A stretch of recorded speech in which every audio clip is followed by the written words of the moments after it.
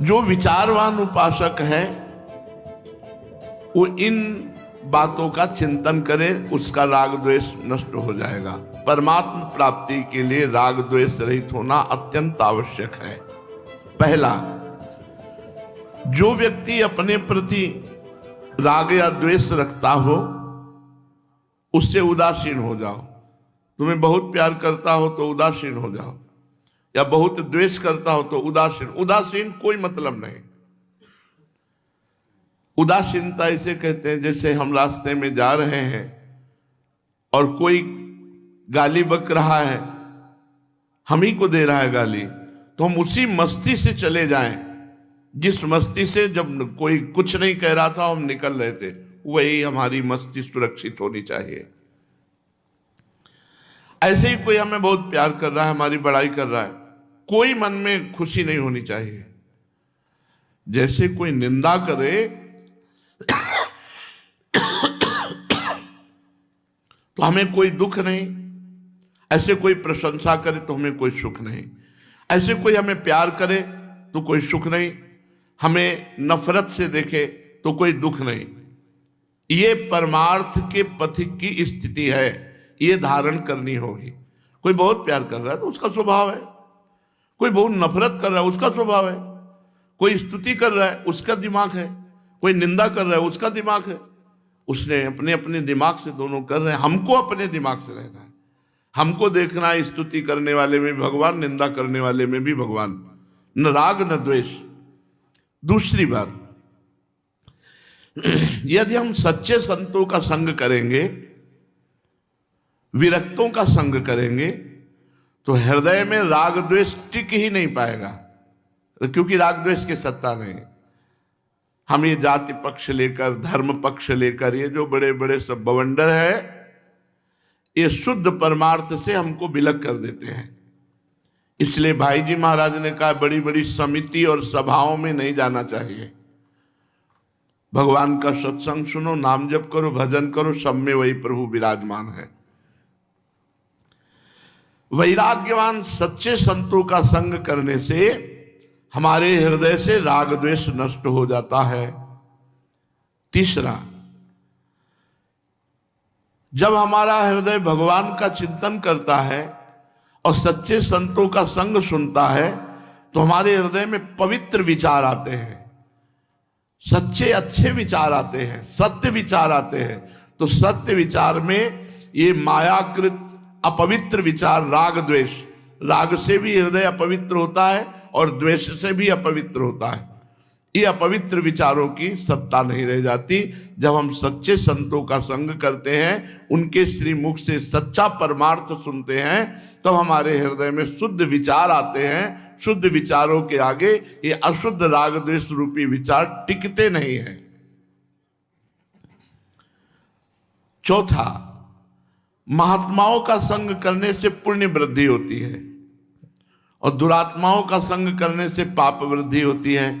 तो हमारी मैत्री महात्माओं से होनी चाहिए। और जो दुष्ट स्वभाव के लोग हैं, राग द्वेष वर्णन करने वाले हैं, इनकी हमें निंदा नहीं करनी, उपेक्षा करनी है। उपेक्षा के जैसे कोई पागल आदमी है तो हम उसकी उपेक्षा करते हैं, वो कुछ भी बोले हम ध्यान नहीं देते। ऐसे ही बातुल भूत विवश मतवारे, ते नहीं बोले ही वचन विचारे, तिनकर कहा सुनी नहीं काना। अपने कान से बात हमने ये न सुने। जब हम किसी को सुखी देखें तो प्रसन्न हो, जब दुखी देखें तो उसके दुख निवारण का उपाय करें, तो इस पद्धति से भी राग द्वेष हमारा नष्ट हो जाएगा। पांचवा, रोज हमें एक बार ये प्रार्थना करें भगवान से कि हमारे भजन का फल हो, सर्वे भवन्तु सुखिनः, सर्वे सन्तु निरामयः, सर्वे भद्राणि पश्यन्तु, मा कश्चित् दुख भाग भवेत्। सब लोग सुखी हों, सब निरोग हों, सबका हम जब दर्शन करें तो सब प्रसन्न दिखाई दे, किसी को किंचिन मात्र कभी दुख ना हो। सर्वे में सब आ गए, सर्वे भवन्तु सुखिनः। हमारे भजन का क्या फल मिले? सब सुखी हो जाए, सबको हमारे भजन का फल मिले। सर्वे भवन्तु सुखिनः, सर्वे सन्तु निरामयः, सर्वे भद्राणि पश्यन्तु माँ कश्चित दुख भाग भवेत। सबका मंगल हो, जब मैं देखूं सब प्रसन्न स्वस्थ दिखाई दे, किसी को किंचन मात्र दुख ना हो, ये मेरे भजन का फल हो, तो राग द्वेष नहीं होगा, क्योंकि हम सबको दे रहे हैं। सर्वे भवन्तु सुखिना। छठवां, राग द्वेष युक्त जब बात सुनो किसी के मुख से तो उसका संग छोड़ दो, क्योंकि निश्चित राग द्वेष हो ही जाएगा, निश्चित हो जाएगा। जब हम किसी के प्रति किसी के मुख से सुनते हैं तो हमारी श्रद्धा है कि भगवान है, और जब हम सुनते हैं किसी को तो अरे, तो फर्क पड़ जाता है। वो शब्द जाता है, अपना प्रभाव दिखाता है, हमारा हृदय गंदा होता है, हम वहां संत भाव भगवंत भाव न करके वहां फिर दोष दर्शन करने लगते हैं। इसलिए पूज्य बाबा कह रहे हैं, जो राग द्वेष का वर्णन करते हैं ऐसे संग से बचो, ऐसे मित्र से बचो। वो मित्र नहीं, वो शत्रु है, माया के द्वारा भेजा हुआ, जो हमारा राग या द्वेष पुष्ट करता है।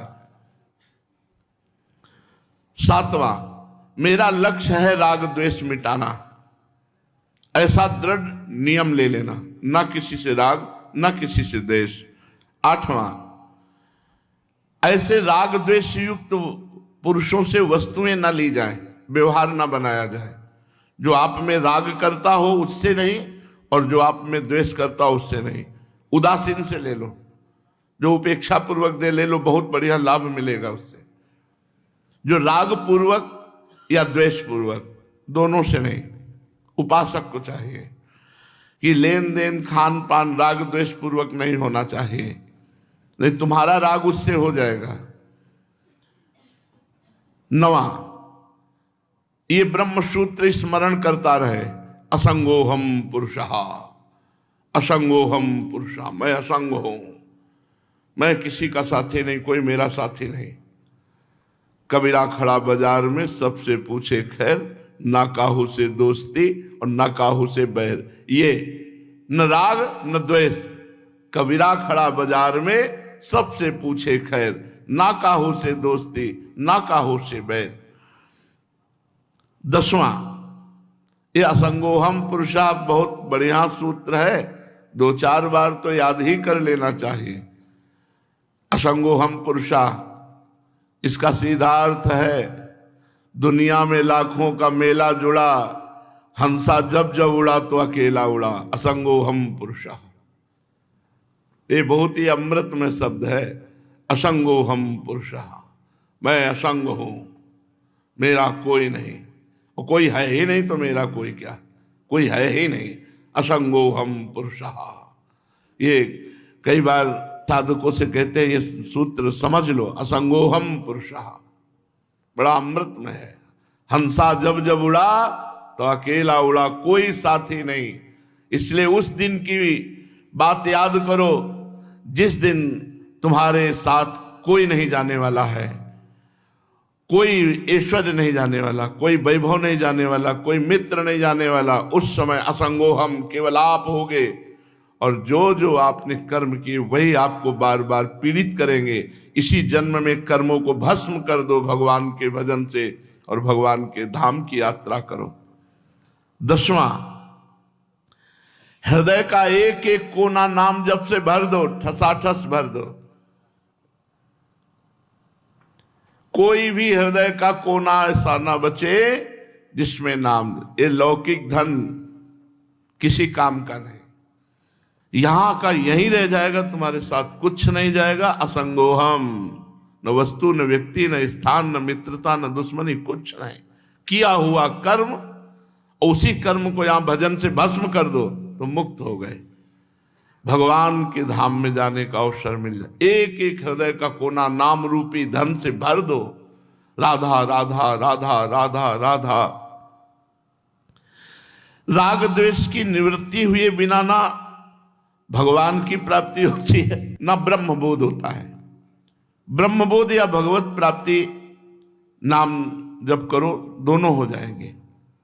राग द्वेष सब छूट जाएगा। खूब नाम जब हृदय सरस होता है तो राग द्वेष की गुंजाइश नहीं रहती। राग द्वेष होता है प्रायः क्रिया पर दृष्टि रखने वाले के, साधक वही जो कारण पर दृष्टि रखता है। कारण श्री हरिवंश भनम। तुम्हारे प्रति अनुकूल क्रिया हुई तो राग हो जाएगा, प्रतिकूल क्रिया हुई तो दोष हो जाएगा। और अगर कारण पर दृष्टि है, क्रिया पर दृष्टि नहीं है कि कारण तो परमात्मा है इसका, तो आपका राग द्वेष नहीं होगा, समदर्शन आ जाएगा। महाराज जी, हम में बहुत दोष हैं, देखता हूं, तो ये दोष अपने प्रयत्न से दूर होंगे या भगवत कृपा से दूर होंगे? बहुत अच्छा। जब तुम ये जानते हो कि ये आचरण अच्छा है और ये आचरण बुरा है, प्रश्न है महाराज जी हम में बहुत दोष हैं, दोष अपने प्रयत्न से दूर होंगे या भगवत कृपा से? तो उत्तर है पूज्य बाबा, जब तुम जानते हो कि ये अच्छा है और ये बुरा है, और ये प्रायः सभी लोग जानते हैं, तो फिर इसका कारण क्या है कि तुम बुराई नहीं छोड़ पा रहे हो? तुम्हारी लगन नहीं है बुरा छोड़ने की, तुम्हारा संकल्प नहीं बन रहा बुरा छोड़ने का। यदि तुम्हारी दृढ़ प्रतिज्ञा हो जाए, दृढ़ लगन हो जाए, तो तुम्हारे सारे दोष दूर हो जाए। तो तुम्हारा प्रयास और भगवत कृपा दोनों चाहिए। तुम्हारी लगन छोड़ने का ये तुम्हारा प्रयास, और उसको छुड़वा देना ये भगवान की कृपा। अतः अपने हृदय के दोषों को निर्मूल करने के लिए भगवत कृपा का आश्रय लेकर दृढ़ संकल्प करो, आज से नहीं करेंगे गलत काम, पाप कर्म नहीं करेंगे, मदिरा नहीं पिएंगे, मांस मछली नहीं खाएंगे, या अंडा वंडा जो सब घृणित तो वस्तु कैसे लोग खाते और अपने को बड़े धनी समझते हैं, बड़े सौभाग्यशाली, ऐसे चमड़ी जलेगी देख लेना। देखो अवश्य में भोक्तव्यम कृतम कर्म शुभाशुभम, नरक तो भोगना ही। हम कह रहे हैं मन ना मानो नरक, यहाँ नरक नहीं देख रहे हो? बोले ऐसा एक्सीडेंट हुआ, ऐसा, वो काल परम निर्दयी है, क्योंकि तुमने निर्दयता की है तो चिल्लाओ। वो चीख रहा था, बकरा बकरी मुर्गा, तुमने ध्यान दिया? नहीं दिया, खूब चबाया, अब काल तुम्हें चबाएगा। लेकिन इस समय किसी को पीछे कर्म दिखाई नहीं देते। अगर मोटी हेडिंग में लिखा चला आवे ना, इस कर्म का फल इसको ये मिल रहा है, तो लोग डरने लगे। लेकिन तत्कालिक कर्म का फल होता नहीं। जैसे आपने अभी बीज बोया तो आज थोड़ी गेहूं काट लोगे, 6 महीना रुको, आराम से काटने को मिलेंगे, फसल तैयार हो जाएगी। अभी पाप कर्म किया तो अभी थोड़ी मिल जाएगा दंड, रुको रुको, उसको थोड़ा फली समय आने दो, फलीभूत होने दो, फिर आपको दंड मिलेगा। तो बुरे कर्म से डरो, बुरे कर्म छोड़ने के लिए प्रतिज्ञा करो और भगवान की कृपा का भरोसा रखो, तो तुम्हारे हृदय के समस्त दोष निर्मूल हो जाएंगे। महाराज जी, सत्य किसे कहते हैं? भगवान श्री हरि सत्य है, भगवान ही सत्य है। उसे ये तो सब कोई प्राय जानता है। जब मुर्दा ले जाता है तो सब कोई गाता है, राम नाम सत्य है, भगवान सत्य है, ये तो सब कोई। सत्य स्वरूप भगवान की प्राप्ति सच्चे साधना से होती है। निस्वार्थ भाव से सब में भगवत भाव का दर्शन करते हुए जो साधना करता है उसे बहुत जल्दी भगवत प्राप्ति होती है। जो स्वार्थी है, हिंसा करता है, उसको कभी सतमार्ग नहीं मिलता है। ये सब बहुत गंदा जीवन व्यतीत करते हैं। जो लोग भजन नहीं करते, ये सब गंदी पदार्थ खाते पीते हैं, गंदे आचरण करते, सोच रहे बड़े मौज से जीवन। अरे एक एक श्वास तुम्हारी कम हो रही है, और कहाँ कम कर रहे हो? गंदे आचरणों में कर रहे हो। कितना निर्मल मनुष्य शरीर मिला, उसको गंदा करके फिर अन्य योनियों में जाने की तैयारी कर रहे हो। अब तो संभाल लो, जो बचा है समय वो संभाल लो। अब लो नशानी अब ना न सही हो, राम कृपा भव निशा सिरानी, जागे पुण्य न सही हो, अब लो नशानी अब ना न सही हो। पायो नाम चारु चिंतामणि, उर करते न खसइयो। खूब राधा राधा राधा राधा। इसी से सारी दैवी संपदा आ जाएगी। जो खूब नाम जप करता है तो अभय, निश्चिंतता, निशोकता, दया, ये सब भागवतिक सद्गुण आ जाते हैं। महाराज जी, ये निंदा और स्तुति ये सहन करना बड़ा कठिन। जब स्तुति होती तो गुदगुदी होती है, अच्छा लगता है, प्रशंसा होती जब, और जब कोई निंदा करता है तो बुरा लगता है। कहने में तो सरल है, सहन करने में बड़ा कठिन है। पूज्य बाबा उत्तर, ये भगवान में प्रेम ना होने के कारण है। पर्दा लगा करके भगवान सब कुछ दे रहे सबको, किसी को नहीं लग रहा भगवान दे रहे। तुम्हारा शरीर तुमने रचा, तुम्हारी बुद्धि तुमने रची, एक भी रोम तो तुम नहीं बना सकते हो। तुम हो क्या? भगवान के यंत्र हो। पर ये कहां मानते हो? तुम्हारे पास है क्या जो भगवान ने दिया है? पर यह कहां मानते हो? मानते हो नाथ सकल संपदा तुम्हारी, मैं सेवक समेत सुत नारी, त्वदीयम वस्तु गोविंदम। ये मानते हो कि हे गोविंद सब आपकी दी हुई वस्तु। तो जब हम प्रभु में अपना मन बुद्धि लगा दिए तो हमें पता है कि जिस बात की ये प्रशंसा कर रहा है ये तो मेरी कर रहा है, मुझे तो शर्माना चाहिए, ये तो प्रभु की है। क्योंकि प्रभु ने सद्गुण दिए, प्रभु ने भजन कराया, प्रभु अपने मार्ग में चलाए, प्रभु ये सब कर रहे हैं, सब प्रभु कर रहे। अब जब निंदा हो तब क्या हो? तो मेरे प्रभु इसमें बैठ करके मेरे धैर्य की परीक्षा ले रहे। कहो प्रभु कहो, खूब गाली दो, हम सहेंगे क्योंकि आप मेरे प्रीतम हो। निंदा स्तुति की वृत्ति तभी जागृत होती है जब हमारा भगवान से अपनापन नहीं होता। नहीं नहीं, बिल्कुल प्रभाव नहीं पड़ेगा। निष्काम और सकाम दोनों प्रकार के कर्म कामना पूर्वक किए जाते, फिर इनमें भेद क्या है? तो जो ईश्वर प्राप्ति की कामना के लिए किया जाता है उसे सकाम नहीं कहते, उसे निष्काम कहते हैं।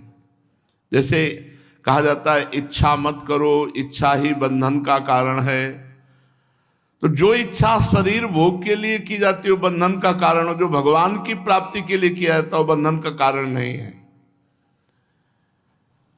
हमारा खूब भजन बढ़े, हम जितेंद्री हों, हम प्रभु के प्रेम में डूबे, हमें भगवत साक्षात्कार हो, हमारा जन्म ना हो, ये इच्छाएं करके ही तो परमार्थ में चला जाता है। तो ये इच्छाएं बांधने वाली नहीं, मुक्त करने वाली हैं। और हमें इंद्रियों के भोग मिले, हमें मनमानी धन मिले, हमें मनमानी यश मिले, ये बांधने वाली है।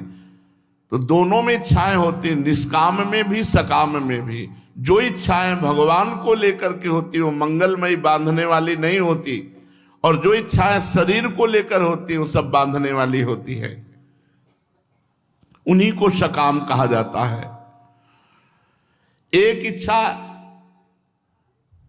वायु की तरह है, जैसे पूर्व की वायु चले तो बादल आ जाते हैं, और पछयाव चलने लगे पश्चिम की तरफ से वायु चलने तो बादल उड़ जाते हैं। तो शरीर की इच्छा ये अंधकार अज्ञान पैदा कर देगी, भगवान की इच्छा अज्ञान अंधकार को उड़ा देगी। दोनों इच्छाएं ही हैं, दोनों इच्छा करके ही चलते हैं सुख की, सकामी भी और निष्कामी भी।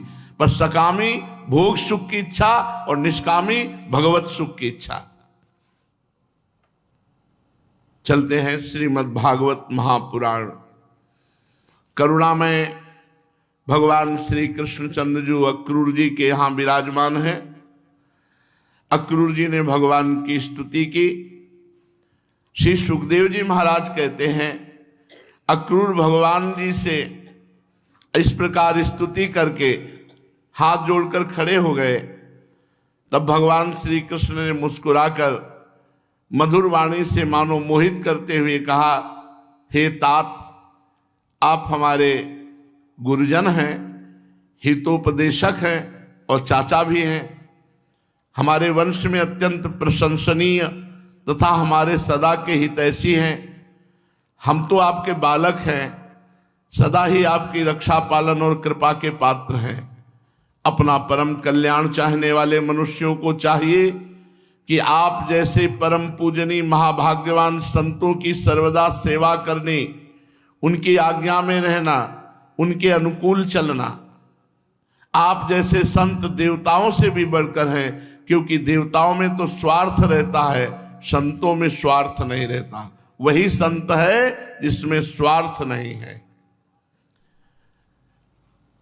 चाचा जी, नाहम्यानि तीर्थानि न देवा मृच्छिलामया ते पुनन्त्युरुकालेन दर्शनादेव साधवः। केवल जल के तीर्थ ही तीर्थ नहीं है, केवल मृत्तिका या शिला की बनी हुई मूर्ति ही भगवान नहीं है। चाचा जी, इनकी तो बहुत दिनों तक श्रद्धापूर्वक सेवा करे तब कहीं पवित्रता आती है, परंतु यदि संत पुरुष का दर्शन मात्र हो जाए तो जीव परम पवित्र हो जाता है, सारे पाप नष्ट हो जाते। संत दरस जिमि पातक टरई। अक्रूर जी से भगवान ने कहा, आप हमारे परम हितैषी सुहृदों में सर्वश्रेष्ठ हैं, इसलिए आप पांडवों का हित करने के लिए, उनका कुशल मंगल जानने के लिए आप हमारे से प्रेरित होकर हस्तिनापुर जाइए। हमने ऐसा सुना है कि राजा पांडु के मर जाने पर अपनी माता कुंती के साथ युधिष्ठिर आदि पांडव बड़े दुख में पड़ गए हैं। राजा धृतराष्ट्र उन्हें अपनी राजधानी हस्तिनापुर में ले आए हैं, पांडव वहीं रह रहे हैं। आप जानते हैं कि राजा धृतराष्ट्र तो एक तो अंधे हैं और दूसरे उनमें मनोबल की कमी है, और उनका पुत्र दुर्योधन बहुत दुष्ट है, और धृतराष्ट्र जी दुर्योधन के अधीन है। वो पांडवों के साथ अपने पुत्र जैसा व्यवहार नहीं कर पाते हैं। इसलिए आप जाइए और वहां सब मालूम कीजिए कि पांडवों की क्या स्थिति है, और जो समाचार हो वो मुझे दीजिए, और उचित धृतराष्ट्र जी को समझाइए कि वो पांडु पुत्रों में और अपने पुत्रों में भेद न करें।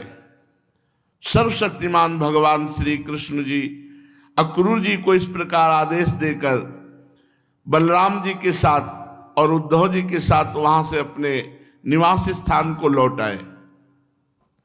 भगवान ने जब आज्ञा करी तो अक्रूर जी तत्काल भगवत आज्ञा से हस्तिनापुर गए। वहां एक एक वस्तु पर पूर्ववंशी नरपतियों की अमर कीर्ति की छाप लग रही है। अक्रूर जी पहले धृतराष्ट्र जी से मिले, फिर भीष्म जी, विदुर जी, कुंती, वाल्मीकि और सोमदत्त, द्रोणाचार्य, कृपाचार्य, कर्ण, दुर्योधन, द्रोणपुत्र, स्वस्थामा, युधिष्ठिर आदि पांचों पांडव तथा अन्य सब पारिवारिक जनों से मिले हस्तिनापुर में। जब गांधीनी नंदन अक्रूर जी सब इष्ट मित्रों संबंधियों से भली भांति मिल चुके, तब उनसे उन लोगों ने अपने मथुरावासी स्वजन संबंधियों की कुशल क्षेम पूछी। उनका उत्तर देकर अक्रूर जी ने भी हस्तिनापुर वासियों का कुशल मंगल पूछा। परीक्षित, अक्रूर जी ये जानने के लिए कि धृतराष्ट्र पांडवों के साथ कैसा व्यवहार करते हैं, कुछ महीनों तक वहीं हस्तिनापुर में रहे।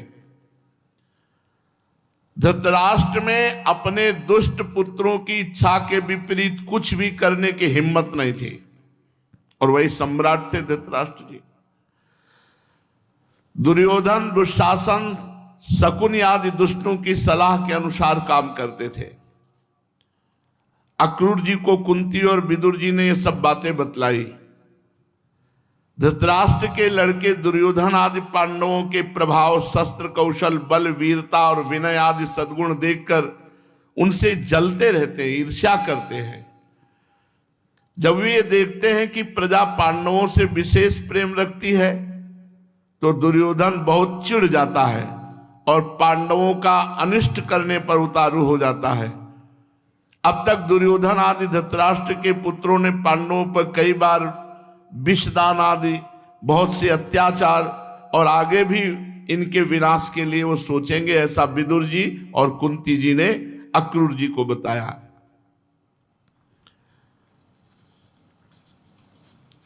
अक्रूर जी समय निकालकर एकांत में कुंती जी के पास गए। कुंती जी ने देखा कि मेरे भाई हैं, उनके पास बैठ गई। अक्रूर जी को देखकर कुंती के मन में अपने मातृ पक्ष की स्मृति जग गई और नेत्रों में आंसू भर आए। उन्होंने कहा, प्यारे भैया अक्रूर जी, क्या कभी मेरा भी स्मरण किया जाता है? मैंने सुना है हमारे भतीजे भगवान श्री कृष्ण और कमल नयन बलराम बड़े ही भक्त वत्सल और शरणागत रक्षक हैं। क्या वे कभी इन फुफेरे भाइयों की याद करते हैं, पांडवों की? मैं तो शत्रुओं के बीच में घिरकर शोकाकुल हो रही हूं। मेरी वही दशा है जैसे आसपास भेड़िए हों और बीच में एक हिरनी फंस गई हो अपने बच्चों सहित।